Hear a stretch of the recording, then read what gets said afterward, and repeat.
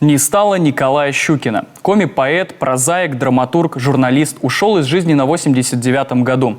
Его часто сравнивали со знаменитым русским писателем Львом Толстым. Не только по литературному творчеству. Николай Александрович тоже носил длинную белую бороду.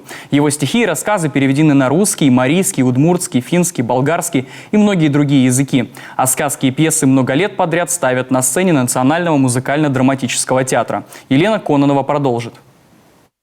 Комик Толстой. Так частенько называли Николая Щукина за его белую и длинную бороду, почти такую же, как у знаменитого русского писателя. Его даже на литературных встречах дети спрашивали, а видел ли он самого Льва Толстого. Миша видел. Где Миша? В кино видел и на картинках Миша видел.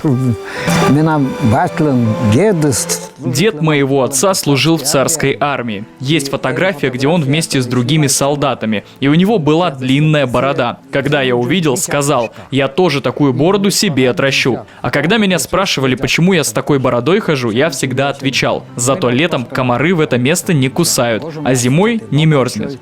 Своя ясная поляна у коми-поэта тоже была, на Максаковских дачах. Это место было урожайным не только на морковь и картошку. Именно здесь во время прополки грядок родился не один стих.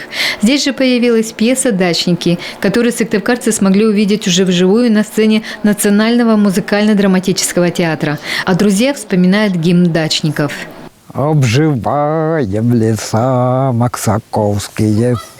Годы два, вот уж третий пошел, а дороги пока там хреновские, и таскаем мы доски, как вол. Родился поэт в Лааты Усть-Вымского района. Он был еще маленьким, когда семья переехала в Сыктывкар. Отец погиб на войне. Мать воспитывала детей одна. После школы и ремесленного училища Николай какое-то время поработал кочегаром на пароходах, на электростанциях. Работа, скажем, совсем не творческая, в то время как душа просила чего-то прекрасного. Поэтому техническую специальность Щукин променял на радиожурналистику. Я 13 лет там проработал, по всей республике ездил. И в тундре приходилось ночевать, и в Воркутинскую шахту спускаться. Первые его стихи появились в журнале «Войвы в Коджу» в 1958 году. Затем уже вышел в свет его первый сборник. Больше всего Николай Щукин писал детям. Сюжеты к его сказкам «Птица нога» и «Олень с золотыми рогами» ему когда-то рассказывала мама.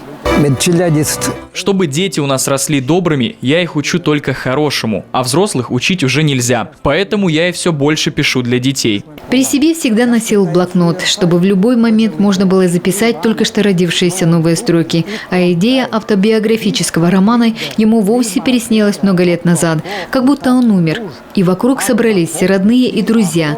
Так появилось произведение, где Щукин описывает, как его душа 40 дней бродит по земле. Свою судьбу поэт не считал легкой, но по жизни он всегда шагал с улыбкой.